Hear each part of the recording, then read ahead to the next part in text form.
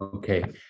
Good afternoon, good morning, good evening, good night to all who are here. Thank you so much for attending this first ever I&I webinar on the topic, the kind of overarching theme being halving nitrogen waste. And we plan to have several webinars on subtopics under that overarching theme. My name is David Kanter. I'm the chair of I&I, the International Nitrogen Initiative, and an associate professor of environmental studies at New York University, NYU. Very excited to welcome you all here today and to have such a great panel of experts with us to share their views on this very important topic. The way that we'll structure it today is I will briefly introduce I&I, though I'm sure many of you know it, and this idea of halving nitrogen waste, which is a very recent policy idea. It's really only emerged over the past 5 years or so. So to give a brief history and background of it, then we will have two presentations, one from Mihai Constantinescu, one from Dr. Paul Leadley. I'll introduce the speakers. We'll have comments from Dr. Mark Sutton and Dr. Lena Schulte-Uebbing. And then we'll have a moderated discussion and then time for Q&A at the end. So with that said, I'm going to start sharing my screen so that you can hopefully see these slides here. Edin, you can see the slides? Great, perfect. Okay, so welcome to this webinar, Halving Nitrogen Waste, Translating Science to Policy. It is, as I mentioned, the first webinar in this series organized by the International Nitrogen Initiative, or I&I. Just so we're on the same page in terms of what I&I is, at its core, it's an international network of scientists and stakeholders researching, communicating, and acting on the nitrogen challenge.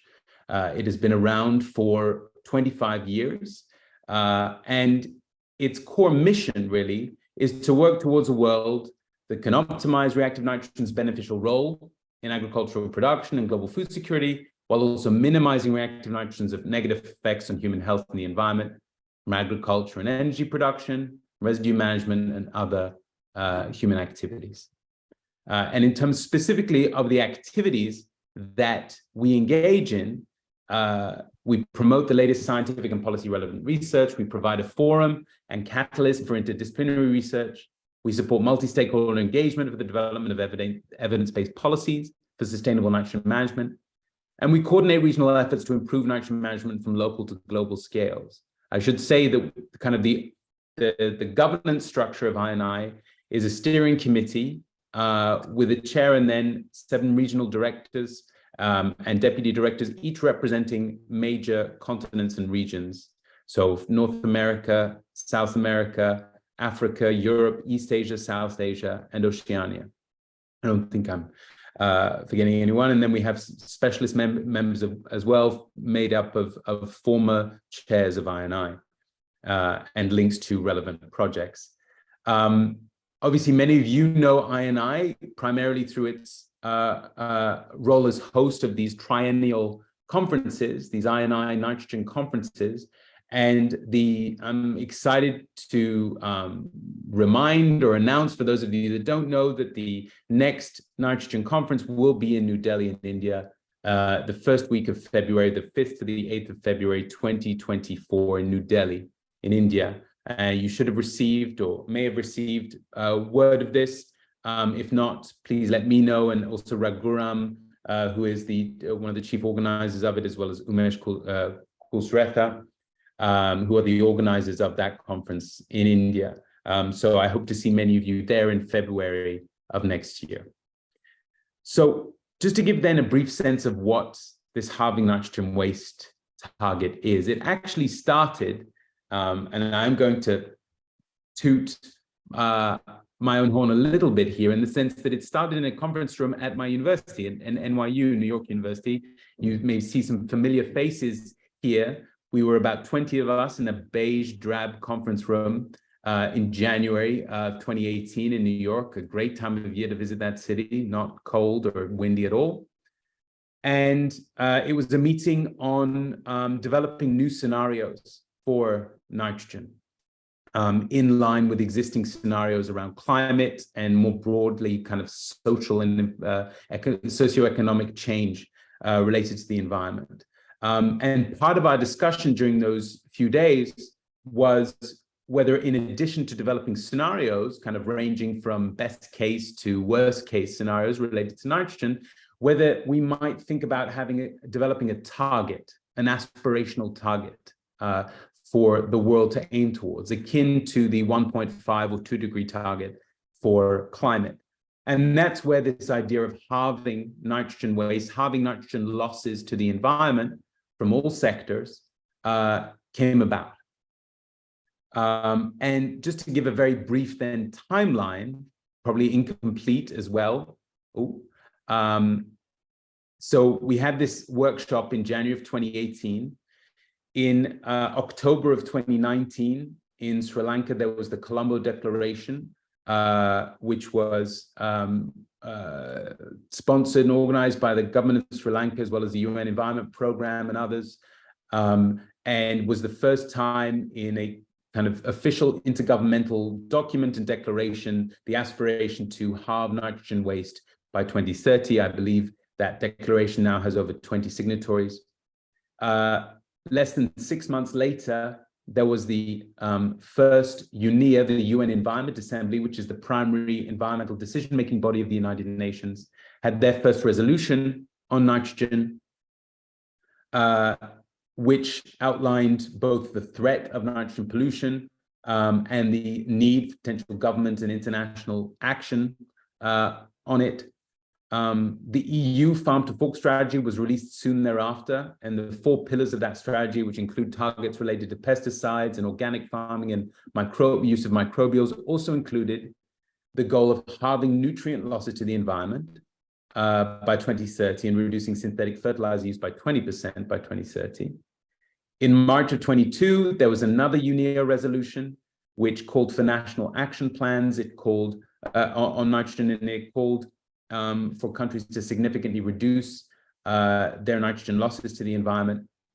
And most recently, in December of last year, we have the new post-2020 UN Global Biodiversity Framework, which is under the UN Convention on Biological Diversity, which in its Target 7 calls for reducing nutrient losses to the environment by 50%. And obviously, most importantly, I said it's May, it's actually June now, we have the first INI webinar on halving nitrogen waste. So we hope with this series of webinars to explore some of the, from a both scientific, but also hopefully policy relevant and stakeholder relevant perspective, some of the challenges, the scientific, economic, policy, social, behavioral challenges behind this idea of halving nitrogen waste and what it actually means in terms of the research that would be helpful and translating that into action. So in terms of we have a great panel of speakers here today. I'm really excited. We have Dr. Paul Leadley, who's a professor at the Université Paris-Saclay in Paris, in France. He is one of the lead scientific advisors to the biodiversity negotiations and was a key player in ensuring that the latest global biodiversity framework included quantitative targets for reducing nutrient losses to the environment. Mihai Constantinescu is the institutional coordinator at the Ministry of Environment, Waters and Forests for the government of Romania. He is also co-chair of the Nitrogen Working Group, which is a group under the auspices of the UN Environment Programme, UNEA, that is charged with essentially exploring how we might be able to, at national and global levels, better manage nitrogen pollution. Dr. Mark Sutton, who is at the Centre for Ecology and Hydrology in the UK. Many of you know him as the director of INMS, or the Towards INMS project, International Nitrogen Management System Project, which is a UNEP Jeff funded and UNEP run project, which has been critical in kind of driving forward conversations on this topic, especially in policy.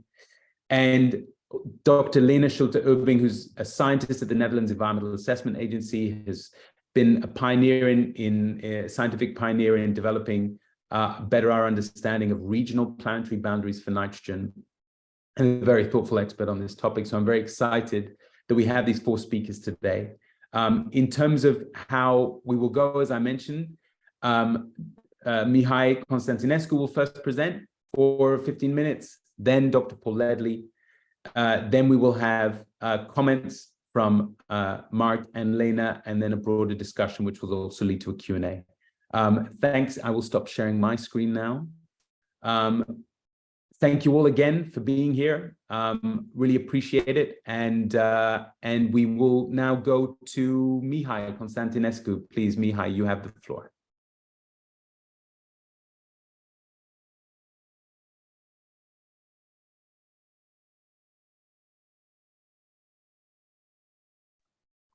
Thank you, David, for the introduction. I hope you can see my my share screening.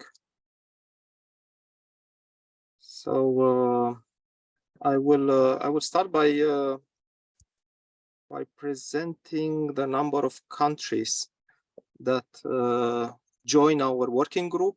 At the end of April, we had 73 countries. And many other countries are on the process of being validated. Hopefully, we'll reach soon the threshold of 100 countries joining the working group.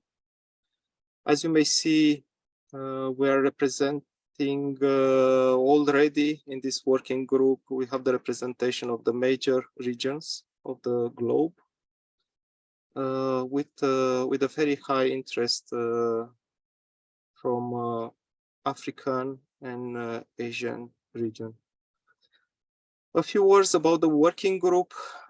This working group is under the mandate of the UNEA, of the United Nations Environmental Resolutions, with 2 co-chairs nominated by the Committee of the Permanent Representatives and the Secretariat ensured by UNEP. I thought it will be useful to guide you a bit through the terms of reference of the working group. So in our mandate, we have the task of preparing a roadmap for further implementation of the resolutions 414 and 52 from 2019 and 2022 on sustainable nitrogen management, up to the 6th session of the Environmental Assembly, which is set to take place early next year, probably in February or March. So far, we have a timeline with milestone that I will present in my later slides. We also have the task of providing technical and policy recommendations to accelerate actions to significantly reduce nitrogen waste globally by 2030. You may probably notice that we don't have halving the nitrogen waste as a target.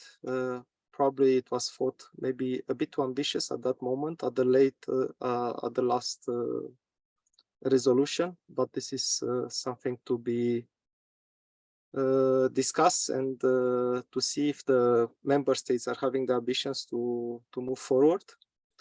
What we have now, we have the working group established, and we have the GPNM and other options that will very much to consider and to discuss for reaching a better understanding and the solution at our 4th meeting of the working group, which will take place in September. Sharing information on national action plans as available according to national circumstances. We have at least 16 countries that sent information about the actions at national level by the end of April. And we will very soon have the status of what the Secretariat received by the end of May. The information will be analyzed, and the analysis that was already prepared and presented at our last working group will be consolidated and shared with the member states representatives, but as well on the website. identify possible modalities for the options being considered for improved coordination of policies across the global nitrogen cycle. This is one of the most challenging tasks that we are having with the working group. We have a task team report because this topic was very intensive discussed with the task team between the first and the second meeting of the working group. Mihai, might you be able to just could you put your screen in full screen? Would that be possible? Just so everyone can, I have in presentation mode, just at the bottom right. Perfect. That's great. Is it better now? Yeah. That's much better. Thank you. Good. Thanks. And initiated discussions as well with EMG Nexus dialogues. And we'll continue in this period, in the summer period, to actually map, identify all possible actors, bodies that may represent an option or a possibility to further integrate the inputs of this working group, and not only. I'm raising this question as well. If INI is an option and this webinar a modality, and this remain to be discussed, but in my view, for sure it is. We also have under our mandate to provide a forum for the dissemination and communication of information related to UNEA resolutions 414 and 52. As mentioned before, we have GPNM. We established with GPNM very good collaboration, and in the immediate next period, we'll launch as well a series of webinars in the interest of the representative of the member states. EMG Nexus Dialogues will remain an open forum for dialogues, and others to be identified. As mentioned, INI is one of the best bodies in these regards. And I would say that there is an advantage on existing bodies and forums, and it remains very challenging and questionable if reasonable to look and set up new type of bodies and forums. As I said before, we have a timeline of our activity. We had, I believe in January, the second meeting of our working group. It was in Nairobi, but it was actually online. We had a hybrid meeting in Bucharest at the end of April, where we presented this timeline, and we discussed about a national action plan template based on the received information from the member states. And we receive as well very good input. We are waiting to further consolidate this national action plan along June, and somewhere in mid-July, I hope we'll be able to present the national action plan consolidated. And what we done as very useful, we initiated knowledge sharing roundtables with the support of GPNM and involving the member states representatives. What we'll do at our fourth meeting, we'll want to somehow to consolidate and make progress towards a final form of the action plan template. Therefore, to be ready to be used by the member states. But the meeting will actually focus on options for improved coordination and policies across the global nitrogen cycle. We also have a fifth meeting before the 6th UNEA meeting.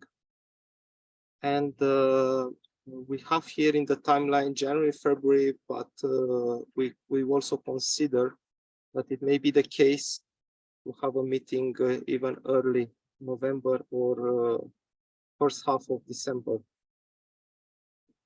Just to sum up where we are with the process, at the end of May, the Secretariat gathered by the end of May all the baseline screening documents about the nitrogen actions implemented by the member states. And it remains with us to make the analysis, consolidate the analysis that was initially presented in Bucharest, and further make it public available. And this may happen this month, by the end of June. By the end of this month, we are still waiting feedback and proposals for the voluntary national action plan template on sustainable nitrogen management, which I believe is the core document that would result from the activity of the working group. And we are very much like to consolidate this action plan template at our fourth meeting in September.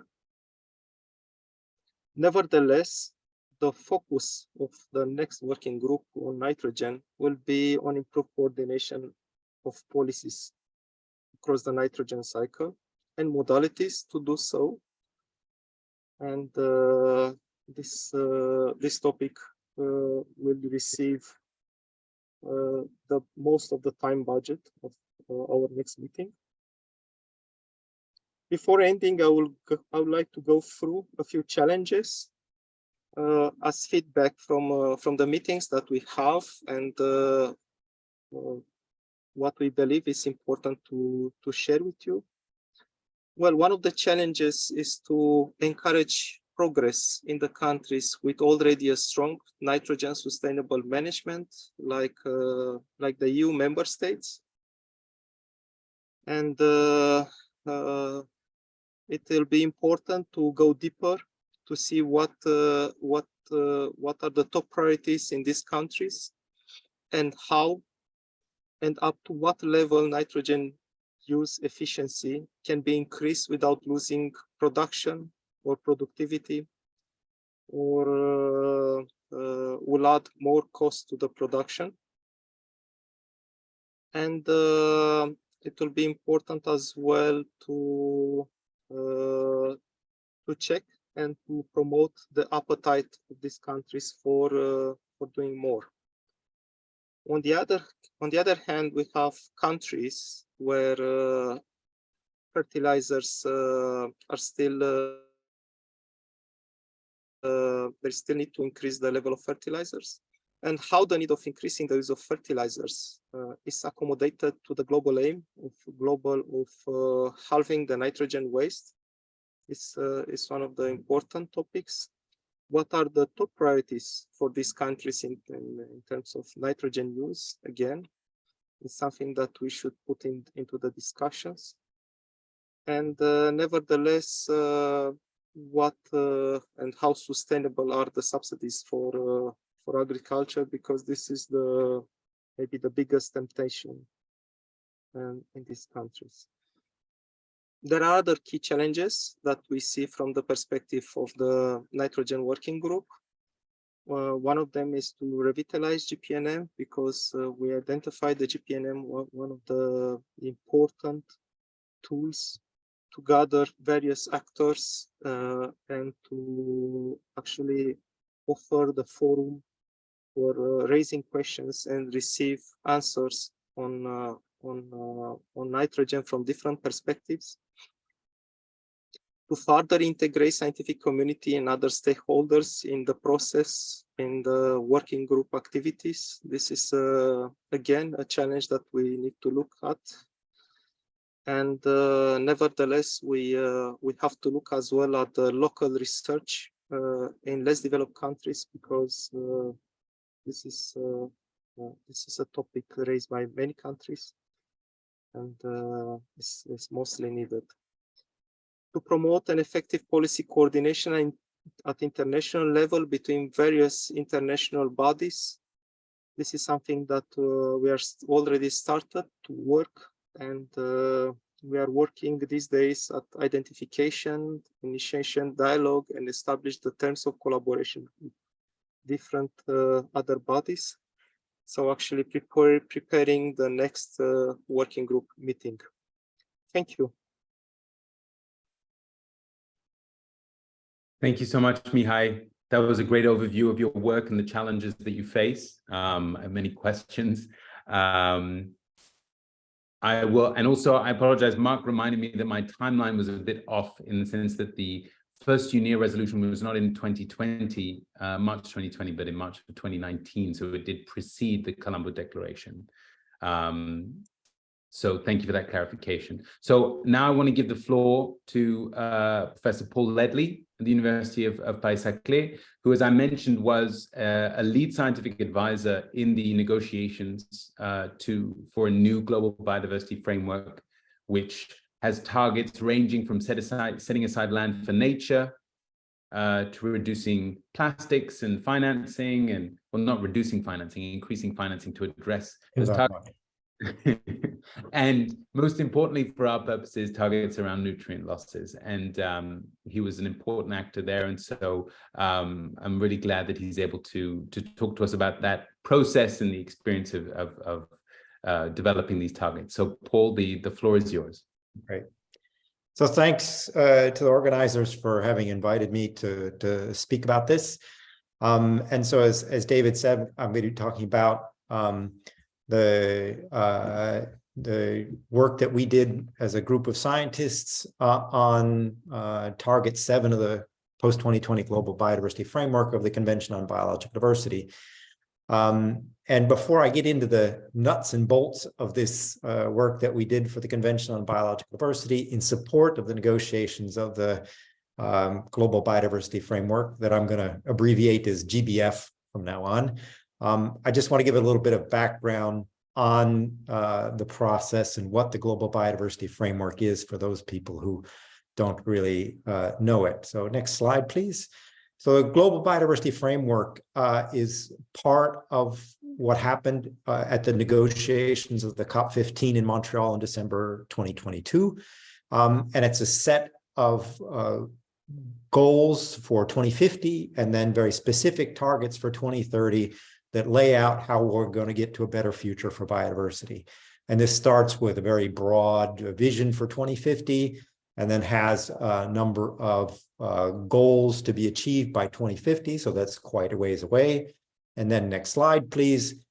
I think most importantly for the discussion today, it has a number of targets that set out actions to be achieved and goals to be achieved by 2030. So these are the really things that are going to have really strong policy implications and implications for business and citizens. So as David said, this includes lots of things. The first 8 targets are about reducing direct drivers, and that's where this target on reducing pollution sits.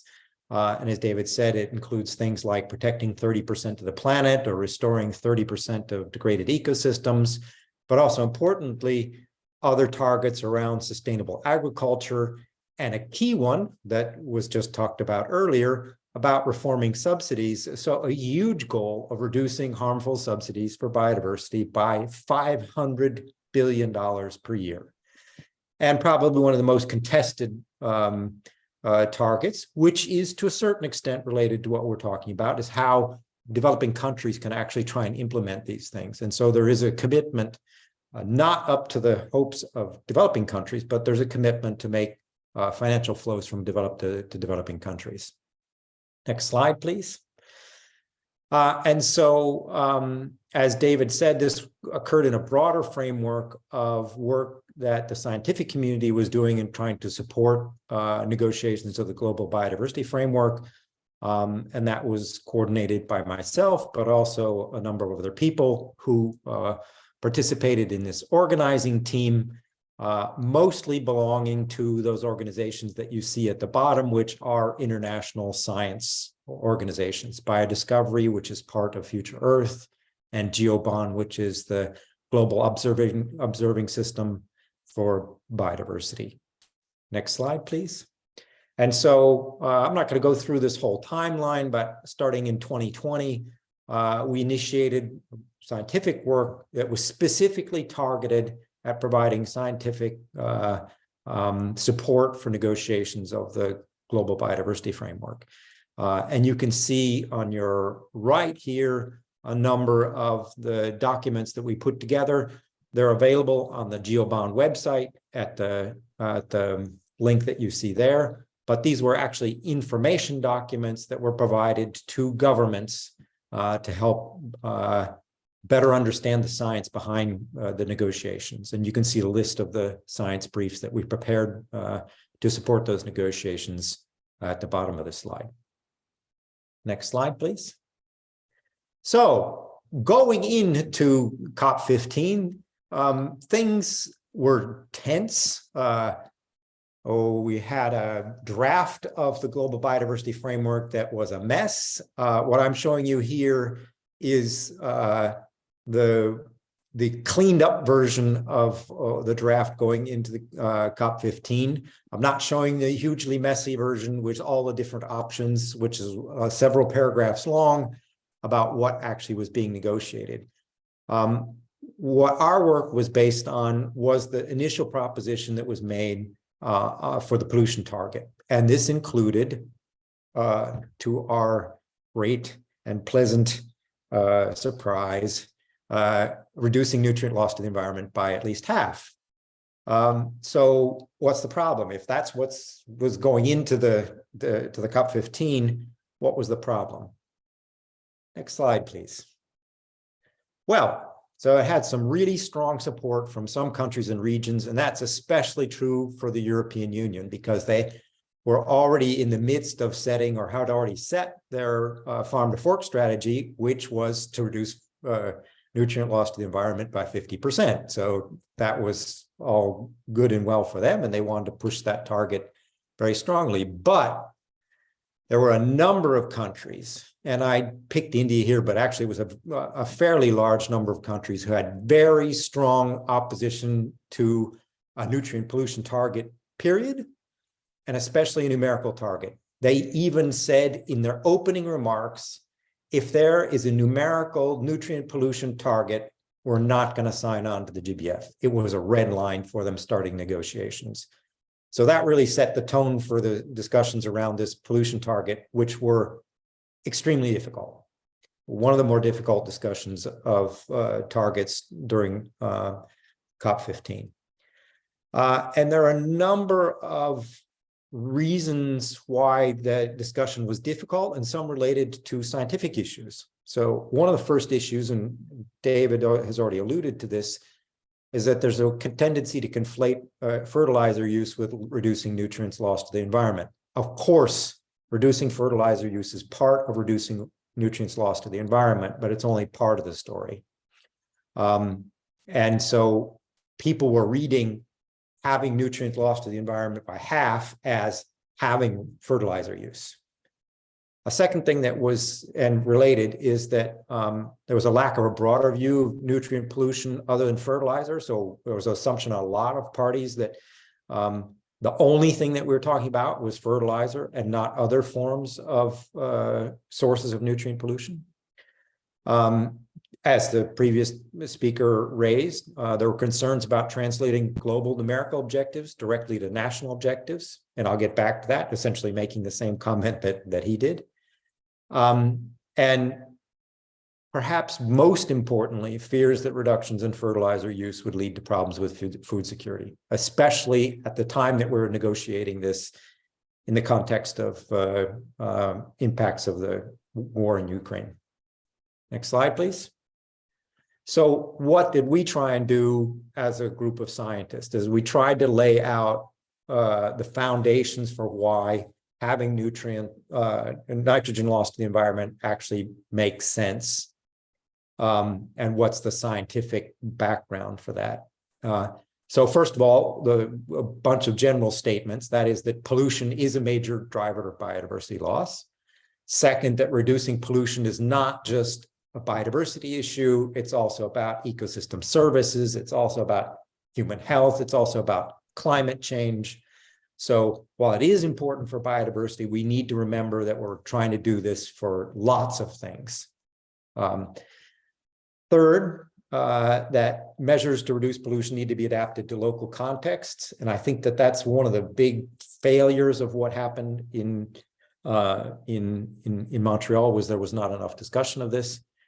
And finally, that we need to think more about broader changes in society, and especially about changes in food systems, such as changes in diet and changes in food losses as part of this, as opposed to just thinking about how we're going to fix things, keeping just doing the way things we are, doing other things the way we are now. Next slide, please.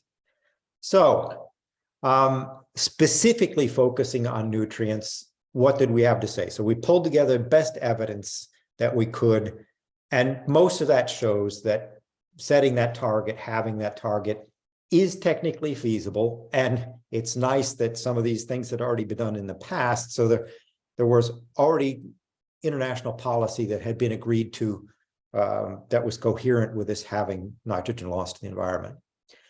Second, we did want to point out that agriculture is the primary source of nitrogen pollution in many places, but there's lots of other sources of nitrogen and nutrient pollution, like combustion and wastewater. And so this target on reducing nitrogen loss to the environment should be about all important sources of nutrients. Finally, that you can reduce nitrogen loss from agriculture by about half at many scales without compromising food security. And there's reasonably good evidence for that. It won't be easy, but it can be done. And even more importantly, when you look at other sources of nutrient pollution, there are really cost-effective mitigation technologies that you can reduce nutrient pollution by even far more than 50%. So our basic message was that this target makes a lot of sense because it was going to help with biodiversity, but also lots of other things, and it's feasible. Next slide, please. And I think most importantly, and I guess maybe I didn't insist on this enough, is that we're made the argument that really the target should be focusing on nutrients lost to the environment. That's the problem. And at one point, there was very little opportunity for non-government to intervene in the negotiations. But at one point, there was a really strong discussion around reducing fertilizer use versus loss to the environment. And the European Union asked me to intervene and talk about this. And I think it was really helpful to insist on the fact that losing nitrogen to the environment is not a good thing. It's not something that you want. It's wasting nitrogen in most senses of the word. And it's not, right? I'm not going to say that that was the key thing to convincing a number of countries to come on board to this target, but clearly framing this as nutrients lost to the environment made it a lot easier for governments to get on board to this. And in the end run, at the end of COP15, all the countries, including those countries that had set out red lines, agreed to this wording right here, reducing excess nutrient loss to the environment by at least half. And interestingly enough, even added some more to that, including through more efficient nutrient cycling and use, which we can only all, I think, as scientists, agree is a good thing. So, what's the difficulty here? It's great, but the CBD convention, the COP15, the Global Biodiversity Framework is non-binding. Many countries felt like they got their arms a bit twisted into agreeing to this specific target. And so they don't really have a lot of motivation just because this has been signed in order to implement this actions to achieve this target. Even my home country, France, who pushed this target really hard, it was mostly environmental ministers there negotiating this agreement. And our agricultural minister clearly doesn't feel very bound to agreements that were made in a biological convention. So it's incumbent on us as a broad community, scientists, businesses, NGOs, to help make this case that this target makes sense. And we should be implementing it not just because it's in the global biodiversity framework, because it makes sense for everybody. Next slide, please. Secondly, we also did some work on the monitoring framework and the kinds of things that we need to do in order to know whether we're achieving what we want to achieve in terms of reducing nutrient loss to the environment. And one of the things that we pointed out is that the most important indicator that's included for the global biodiversity framework is a measure of coastal eutrophication potential. And that's based on ratios of nitrogen, phosphorus, and silicone in rivers. And it's an interesting indicator. It's an indicator that's used for the Sustainable Development Goals, but it's a small part of what we need to do in terms of reducing nutrient loss to the environment. And so what we've suggested is, first of all, one of the headline indicators, the most important indicators, should be nitrogen and phosphorus surplus in agriculture, which is really good measure of how much nitrogen is being lost to the environment from the principal source of nitrogen pollution. And that a number of these other indicators that are listed on this particular graphic, such as nitrogen, phosphorus, and wastewater, also ought to be really moved up in the hierarchy in terms of their importance. And we did make sure that these indicators are readily available and also interpreted properly by parties, so that they can actually see if they're progressing towards this target that's been set.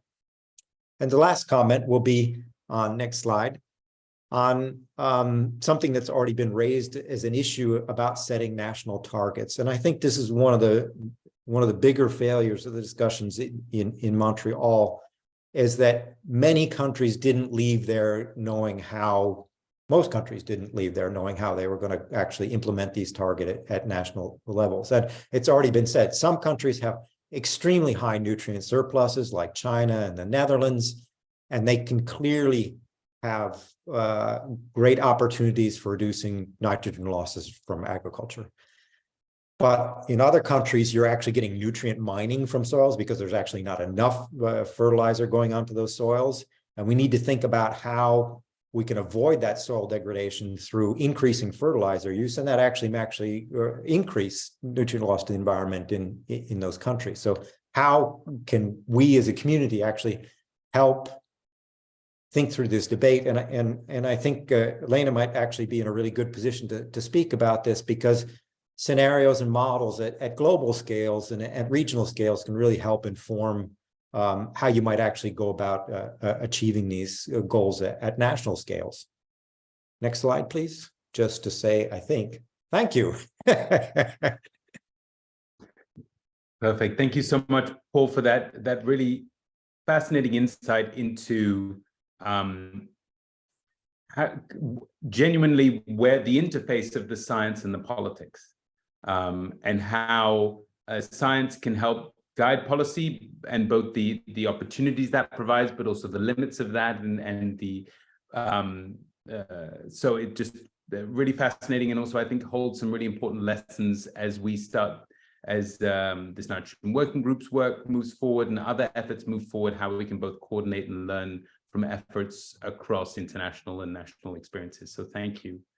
So now we have comments from both Lena Schulte-Uebbing and Mark Sutton. Lena, it seems like a pretty good segue to go to you, given that kind of hanging question from Paul's presentation of how we can begin to translate these kind of headline targets, these global targets, into national circumstances. But take it in whichever direction you want as well. So Lena, the floor is yours. Thank you, David, and thank you, Paul and Mihai, for the interesting insights. just to highlight again that I have these two different hats. On the one hand, based on my research on regional and planetary nitrogen boundaries, but on the other hand, as my role at the Netherlands Environmental Assessment Agency, where I'm currently very deeply involved in the Dutch nitrogen debate. So that might come back throughout my comments. What I've been wanting to comment on was, I think first of all, it's really good to emphasize that it is a huge advance, I think a huge benefit that we really managed to move the discussion from nitrogen inputs to nitrogen losses. And you also see that in the whole planetary boundary discussion, which when it was first introduced by Johan Rockström in 2009, the first paper that came out, they quantified the planetary boundary in terms of external nitrogen inputs into the system. And the most recent paper on planetary boundaries, which me and several other colleagues contributed on the nutrient part to, and it just came out 2 or 3 days ago.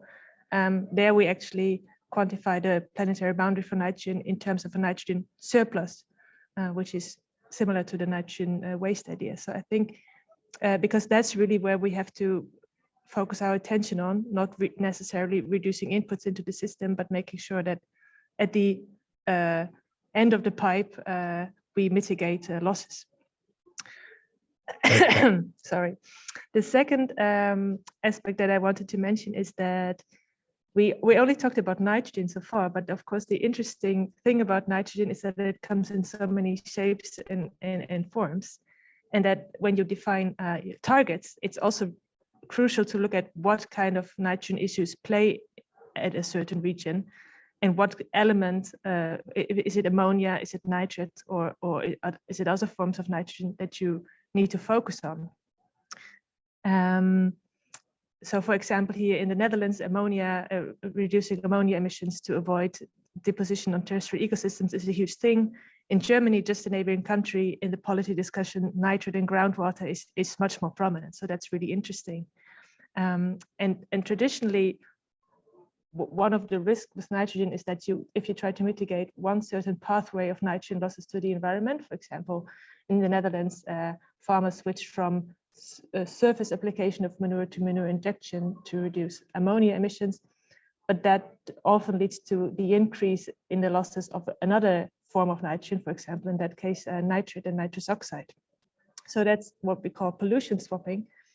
But also in that sense, I think the whole idea of reducing nitrogen waste is a really good concept, because it emphasizes that you need to consider all different forms of nitrogen, and they all need to be reduced. And the second point was that, then I come back to Paul's question on how can we operationalize targets and also monitor progress, for example, at the national scale. It's really, of course, obvious that the challenges really vary depending on which region you're in. And that plays at really different spatial scales. Of course, we can clearly see that the issues in sub-Saharan Africa are different than the issues that we have in Europe, where we mainly need to reduce excess nitrogen. But even at really small spatial scales, you see huge differences. See, in the Netherlands, you have, for example, a nature area in the southeast of the country, that's surrounded by very intense animal farming, lots of pig farmers and dairy farmers around this nature area. So, and basically, if you want to protect this nature area, you have to remove probably 70 or 80%. You have to reduce emissions by 80 or 90%, and that means either lots of the farmers have to go, or we have to find technologies to mitigate emissions, but which is very challenging. So, just saying that depending on the spatial scales where you define your boundary, you might find that the problem is much more, the challenge is much bigger than even halving nitrogen waste. And then finally, of course, and that's one thing that our studies also looked into, is to always have to think with nitrogen, it's not only about reducing pollution, but it's also making sure that the implications for food production, that you don't have any unintended consequences on that part. And for example, if we here in Europe say we want to reduce nitrogen waste, want to halve nitrogen losses. And in the Netherlands, we also want to reduce ammonia emissions by 50% in the next 7 years. That's going to require some quite drastic changes to our farming systems. And it's probably going to mean that we produce less food. That's the bottom line. And then the question is, of course, what kind of ripple effects will that have on the market and on production in other regions, and possibly displacing environmental damage there. So that's why I think it's really good, coming back to Mihai's presentation, that there's an effort to stimulate dialogues on coordination of policies, really of nitrogen policies, between countries and between regions. Thank you so much, Lena, for those really important and interesting comments. I again have many questions which I will save for the discussion. We now pass to Mark Sutton. The floor is yours for also comments on what you've heard and more generally on your views on the target of halving nitrogen waste. Thank you, David. Well, first off, it's great to see so many names on the list of participants, so many friends joining us today, and thanks for the previous speakers. I think my first comment is just to reiterate why waste. The half, we know, something bold and strong, and it's great to see that being taken up and reworded by the Convention on Biological Diversity. But that choice of the word waste in 2018 in New York was very much about that this is a bad thing. It's a waste of resources. It's a waste of money. And this is using the broad sense of waste. We're not talking about municipal solid waste only here in a kind of tight legal way, but the broad sense that this is a massive waste of resources. And if we look at the fertilizer prices we've had in the last year with a tripling in 2022, you get something like around $600 billion a year worth of nitrogen wasted resources. And clearly that's bad for everybody. So reducing that waste of resources, that waste of money, is an opportunity to stimulate action. And I think I refer there also to the idea of the circular economy, which hasn't raised its head so much in this meeting today, but that transformation which is needed is a really big transformation, and the waste framing, I think, can help that. The other thing that Lena's pointed up on is the differences between those different impacts on the environment. But I think the waste framing is really useful in terms of the subsidiarity. It's an aggregate that says, okay, you're all wasting this to air, land, and water, but in your region, you might take action. You might set your priorities slightly differently in the Netherlands than in another country, for example. The other thing about nitrogen waste is that the narrative works well whether you are talking about excess or insufficient. So that whole discussion about reducing nitrogen inputs, clearly countries with not enough nitrogen fertilizers, to their view, would object. But if we're talking waste less, that means that whether you have surplus or whether you have insufficient, your existing resources are going to go further and as well be good for your economy and environment. So those are a few framing issues. I want then just to talk about the halving, because that then comes back to the ambition. And it's really great to see such a bold target agreed in the Global Biodiversity Framework, although I note Paul's comment that this is not a binding agreement. Nevertheless, I think it's something that shows that countries are agreeing to start taking action more strongly on this, because this is a really serious change. If you know the pollution of our waterways, you see the sewage going into our waterways, you know the quality of our air, the shortening of lives, you know the loss of ecosystems and biodiversity. This is a really serious stuff, and it's linked to all those different threats: water, air, greenhouse, stratospheric ozone depletion. So I think the question is, how are we really going to be serious about getting there?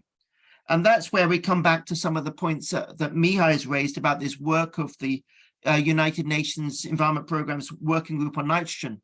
And it's fair to say that that working group on nitrogen, as far as I know, is the first ever global intergovernmental, and I emphasize intergovernmental, group that's addressing all aspects of sustainable nitrogen management. That's really an important first in the world. That group does not have a long-term basis yet. It's simply following up the two resolutions. And the question is, how to go forward in the future. To my view, we've got great opportunity in benefiting from multi-actor partnerships like I&I, like the Global Partnership on Nutrient Management, like the Global Wastewater Initiative, and we could list lots more. But I would emphasize the critical importance of an intergovernmental approach going forward.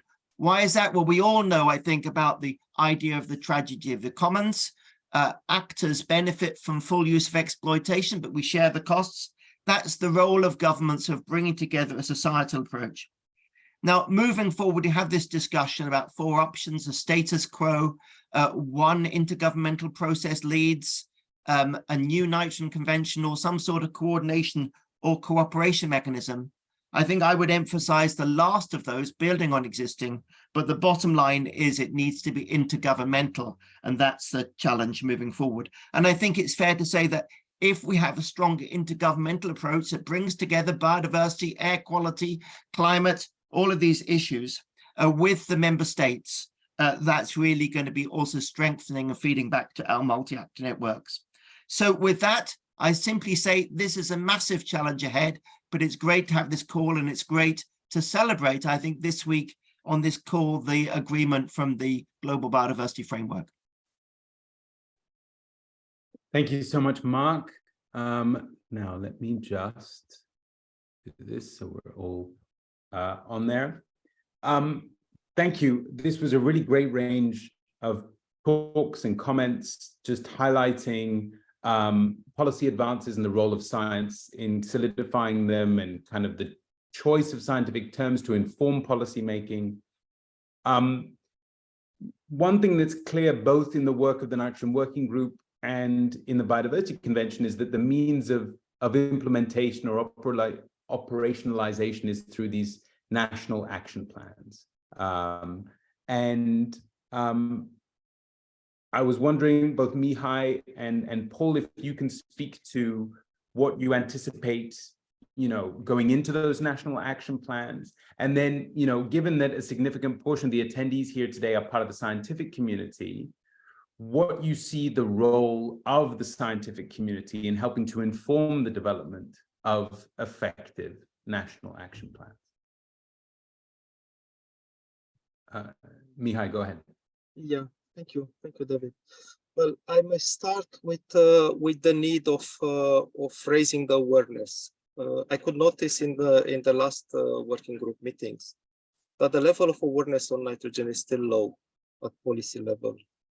And the topic, let's say, is not that visible as climate change or biodiversity. So actually, in the discussions with the member states representatives, we'll face very basic questions like how fertilizer should be traded. And then if we raise the question, okay, this is a topic, but so much percent is normally lost during application, and what we notice is the potential of raising awareness, but again, it was signaled in the working group that they will need research done at local level. So I would say there's a potential, it's a huge potential in the first phase, at least, to help preparing action plans in the various member states by raising the awareness. But there is a difference between research done at global level, research done in certain developed countries, and research done at local level. I can only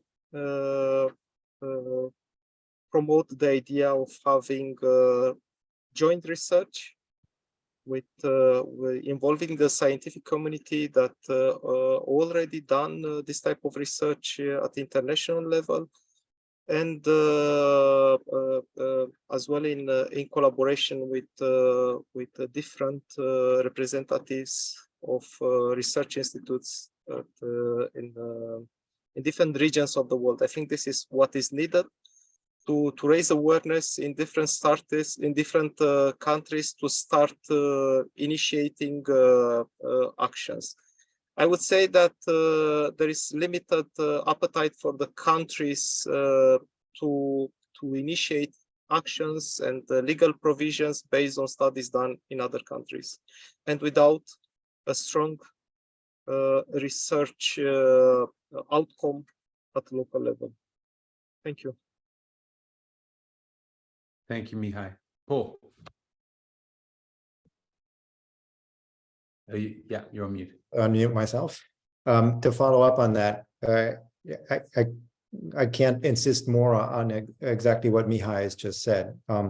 There's a really strong desire on the part of most countries to understand those issues at their own level, and as much as possible have you base that on science that's done in their own countries. So I think one of the things that we can do is to try and make sure that we mobilize the entire scientific community across the globe to work on these issues.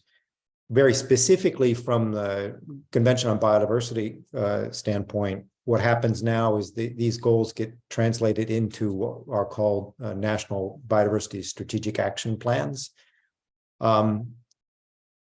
Unfortunately, especially for agriculture, those don't carry a lot of weight. So I think it can be helpful if scientists get involved in that. But what's really going to be important is to help make sure that agricultural ministries are on board on this issue. And a lot of that is going to turn around convincing policymakers that achieving this is feasible. And I just testified recently to the French Parliament, and there's a lot of misunderstanding about what this target means, and considerable fears that what this means is that we're going to produce less food. And there might actually be, actually that is part of fixing the problem. Reducing food waste and changing diet is part of the issue. If we don't do those things, it is going to be pretty hard to achieve these large reductions in nitrogen. So we need to be really clear about those things. And we also need to be talking to them about the sort of finer scale things that we need to be doing to reduce nitrogen loss to the environment. You know, what specifically can farmers do to reduce the amount of nitrogen they put on crops and still get a reasonably good harvest? And we know that there's lots of ways that can be done. What do you need to do at the landscape level, for example, to reduce nitrogen runoff to streams and rivers? And we also know what a lot of those things need to be done. So making sure you've got good vegetation around your streams and rivers is one good thing. And Europe has done a great job of removing most of that natural vegetation around their streams and rivers. And so we need to get real specific about the kinds of things. So if we just stay at this really broad goal, you need to reduce by 50%. People don't understand exactly what that means and what it implies. And many policymakers just look at that and go, reduce fertilizer by 50%, and we're going to be in big trouble because there's not going to be enough food. I mean, to boil it down to very simple, that's the feedback I get when I talk to policymakers. And to back up what Mihai said, most policymakers don't understand the big issues here. Thank you. Lena, Mark, I don't know if you want to comment specifically on that. I think just as I'm listening to the further answers, I also see the comment in the questions from our colleague Mihai from Bangladesh about it might not be possible to halve nitrogen waste by 2030. Do we need to set another target? And I think there's a degree of realism there from Mihai, and it reflects, if we look back at the Millennium Development Goal target to have a sustainable environment by 2015, well, we didn't get a sustainable environment, we didn't achieve it. And equally, the the HE targets were not really met for nitrogen. The problems are still with us. So what do we do in this context of not achieving targets? My own view would be, let's still have the bold target, because if we don't have the bold target, we're not pushing for action. And such a bold target is great for stimulating exactly the kind of conversation that Paul has identified, the clarification of terms, what do we exactly mean, how to get there. It, I think, also emphasizes the urgency of the situation, and it really is an urgent situation. And let's add into this a world where the discussions are now, as part of decarbonization strategies, to start making more ammonia to burn it as a fuel. So no CO2, but what's the risk for the nitrogen cycle from some of that unburnt ammonia going out into the environment? But equally an opportunity, because that opportunity could lead to an increase in fertilizer prices as it's more controlled by energy markets and more need to produce more expensive green ammonia. Now, if nitrogen prices become more expensive again, we've got an even stronger motivator for economic reasons for reducing nitrogen waste and being sustainable. So I think my comment to that from Mizanur for an online answer would be, I'll stick with the 2030 ambitious goal, but we need to find ways of mobilizing change, and that provision of information and evidence and tools at a country level, as Mihai said, with evidence underpinned by country evidence, is really going to help us. The big question is how to get that evidence, and there's 30 years more of understanding of why we don't have it. Surely the answer there is investment. And if that investment is going to come, we have to highlight the big picture of why it's really needed and why it's really urgent for everybody. Thank you, Mark. I have one more question, and then we can please feel free if you have questions to put them in the Q&A. Thank you to those who've already been putting in the Q&A. Edin's going to be moderating that. I have a question, I guess, first throwing to Lena, and it's one that you've heard me talk about before, but it's this kind of tension between measures or actions to reduce nitrogen pollution that focus on increasing the efficiency of the current system of production versus transforming it. And your work on regional planetary boundaries showed that it was possible overall to get to this halving nitrogen losses, nitrogen waste, and wondering both, those measures, was it based mostly on kind of increasing the efficiency of the system, or were there some transformation? By transformation, I'm talking about everything from, significant changes in consumer diets to changes in how and where we get our inputs. And kind of just to put some icing on that question, obviously you're based in the Netherlands. The Netherlands is really on the forefront of this, both in terms of scientific research, but also kind of living with the policy implications of a very nitrogen-rich world and having to take some pretty drastic decisions. And so if you can just speak to that kind of efficiency versus transformation tension there, and then happy to throw it out to the others as well. Yeah. That's a good point. So I think what we tried when we wrote this paper on the planetary boundaries, that was one question that we ask is, so by how far do you have to increase efficiency? So defined as the nitrogen use efficiency of your cropping system, nitrogen inputs minus nitrogen output divided by input. By how much do you have to increase your efficiency to be able to produce the amount of food that we're currently producing, but not exceed environmental thresholds for nitrogen?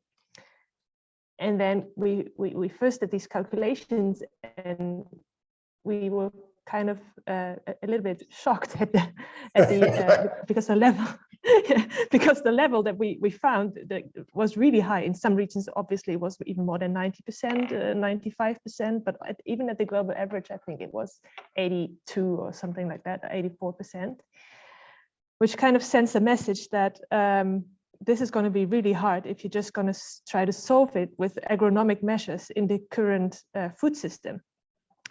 So then we also did some simple calculations where we said, but okay, if we change diets towards 1/3 animal-based protein, 2/3 plant-based protein, if we cut food waste and so forth, then where does that lead us? And then in this kind of like, sufficient diet for everyone scenario, then the required nitrogen use efficiency was 74% at the global scale, which is still really high.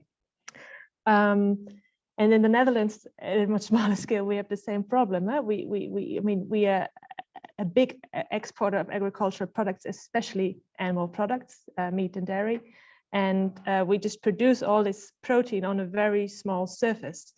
And there's a very high pride in this very productive agricultural system. And now policy tells us, hey, you need to cut nitrogen emissions by half. You need to and that's coming from a context, and that's really important to mention, where we already reduced our ammonia emissions in the last 20 years by about 60%. So we came from a really high point. Farmers took a lot of measures, a lot of technological measures where, without losing production, we reduced our ammonia emissions by 65%, which is quite a huge step. Or you can say, well, we came from a really high point, but anyway. So but now we're at this point where the last 10 years, there weren't really any policy incentives and emissions have stagnated. And now we need to reduce by another 50%. And yeah, I just think we're a bit at the limits of what technology can do. Technology is certainly going to play a role. There's all kinds of, and that's the great, because there's this policy pressure now, we see all kinds of innovations emerging, all these kinds of manufacturers of animal housing systems that come up with solutions to reduce, for example, ammonia emissions and so forth, which is, I think, can contribute to the problem. But the bottom line is, well, I think, yeah, also policy realizes now, I mean, even in policy cycles, we're now talking about, policy kind of has accepted that we're probably going to need to decrease animal numbers by, they still argue if it's 20 or 30%, but it's becoming like a widely accepted fact that we can't have it all, produce for the world, or produce for Germany, produce beef for Germany, and also have ecosystems that yeah, are healthy. So I think that's really interesting to see. Thank you so much, Lena. We're getting into the last 10 minutes now of the webinar, and I see, thank you all for your questions. So I also want to, I didn't introduce, and I want to introduce Edin Thornton, who's the operations manager for INI. She's responsible for all the smooth running of this, and so Edin, you've been keeping an eye on the Q&A box. So I don't know if you want to pick out a few for the panel. Yeah, absolutely. Hello, everyone. And I think, so I've noticed a theme in the questions here, which is surrounding this lack of awareness or understanding of nitrogen use and pollution issues. And I'm curious, from, in addition to Paul's example about having nitrogen waste is not simply having fertilizer use, are there other areas of awareness that should be raised? Or are there other areas that you've noticed of lacking understanding in the nitrogen or nutrient pollution issue, especially when it comes to policymaking?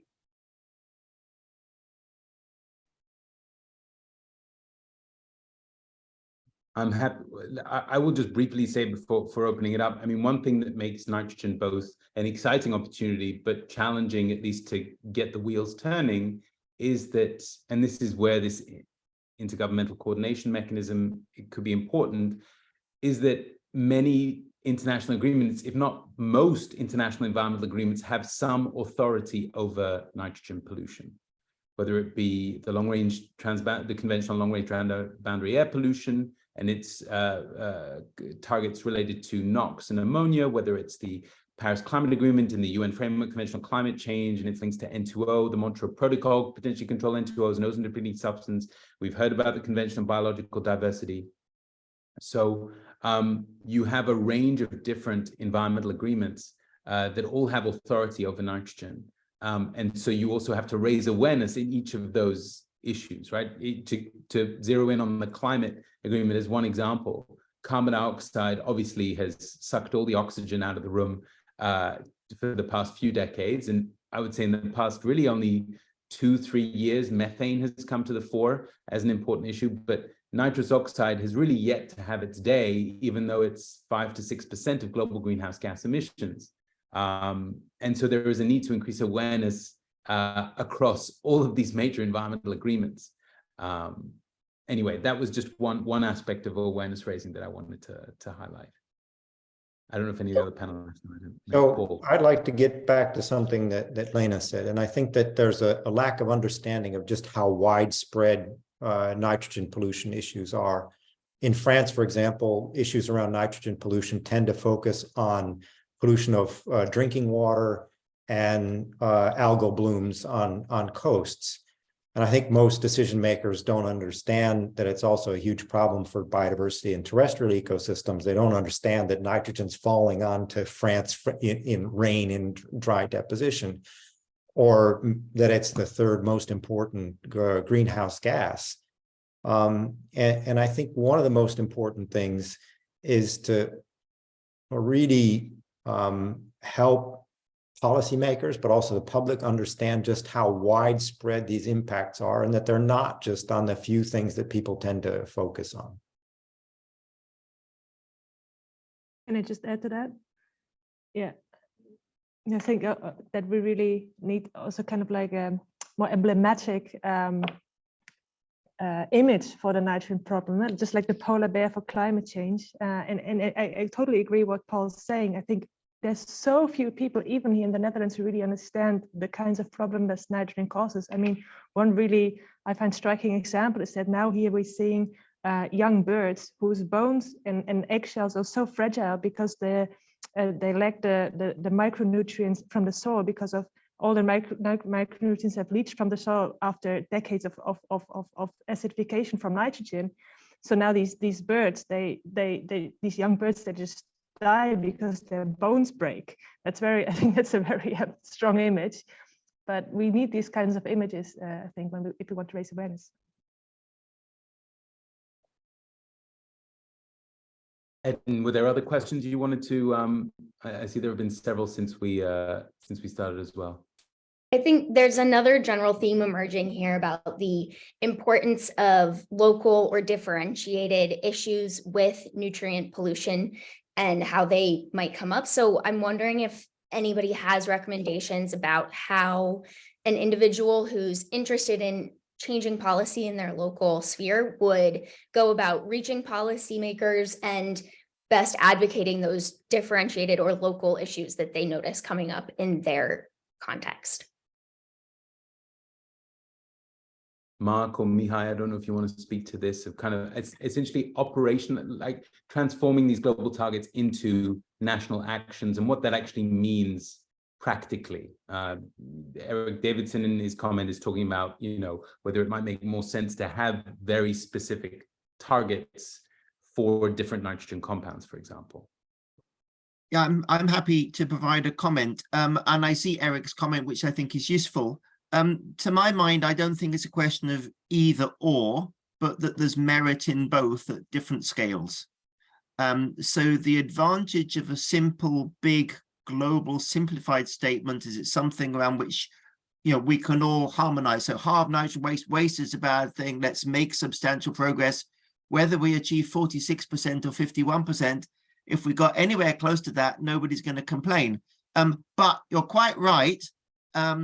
Underneath that, you then get the specific threat issues. And we know, of course, you've got threats related to air quality, water quality. How far to go with N2O is perhaps a harder question, because then you get into a question of what's an acceptable share. But I do think there is merit in going to those lower levels in more detail. And that's, of course, when you then get into the question of what's the priority in my region? Is my region in halving nitrogen waste going to be improving water quality, reducing agricultural emissions, or reducing nitrogen oxides emissions from transport? Those questions can only be addressed once we go to that more detailed level that Eric is pointing to. And I think, we're on a slow path of getting that. We've got the expertise in individual conventions, but bringing them together is work to do in the years ahead. And I think just to add to that, one important role then of the scientific community as these action plans get put together. I'm thinking, talking about UNEP, and they're playing obviously an important role in this process. One important thing they do in a climate context every year is they publish this emissions gap report, the gap between the national action plans on climate, the nationally determined contributions, and where emissions would need to go if we were to have a fighting chance of staying below the 1.5 or 2 degree targets. And you could imagine something similar. It might be arguably a harder scientific endeavor because you are connecting all these perhaps different subnational targets on different nitrogen compounds. But this idea of a kind of a nitrogen waste gap report with the difference between adding up all the national action plans and how far that is or how close that is to the goal of halving nitrogen waste. Mihai, I don't know if you had comments. You spoke very eloquently about the kind of some of the national challenges, and I don't know, being the sole representative of a national government here, if you have comments about that kind of the challenges of operationalizing this at the national level. Yes, David. Just to share with you all my feeling of having UNEP much closer to the topic.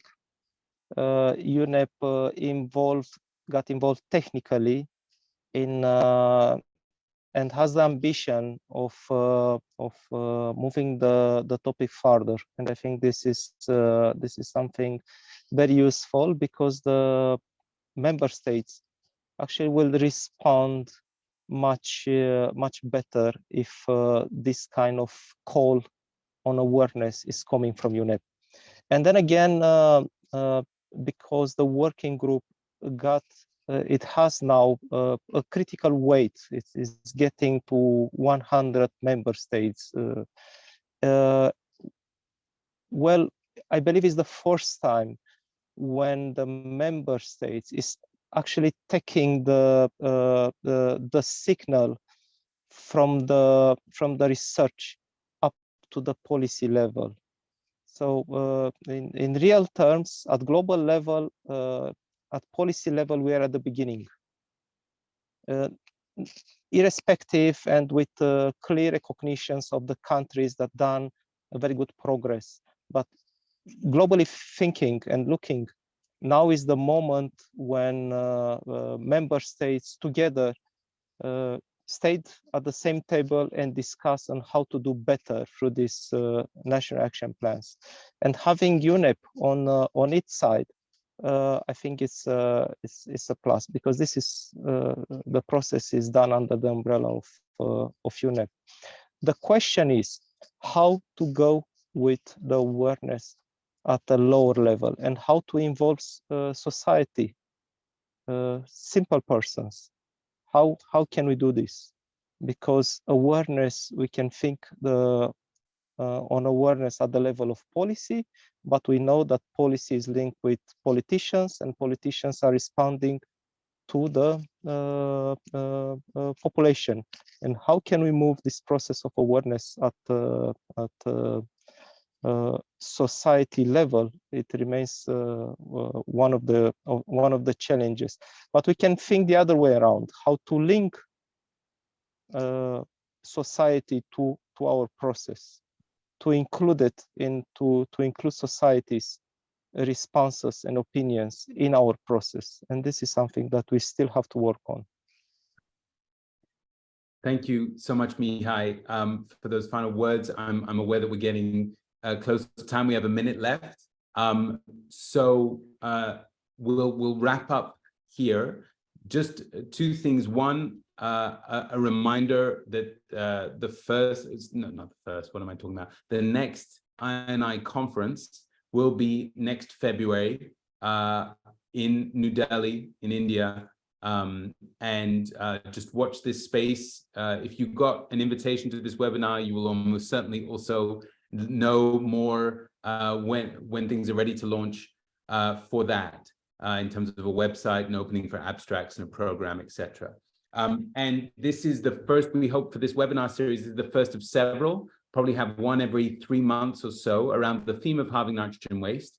If you have ideas of what you would like to see discussed and the kind of speakers you would like to have in these webinar series, please reach out to me and Edin with ideas, ideas ranging from looking perhaps at non-agricultural opportunities for halving nitrogen waste, bringing in other disciplines that aren't necessarily always involved in these discussions, notably in the social sciences and the humanities, thinking more creatively about governance approaches to halving nitrogen waste beyond the kind of traditional policy approaches, perhaps farmer-focused or otherwise.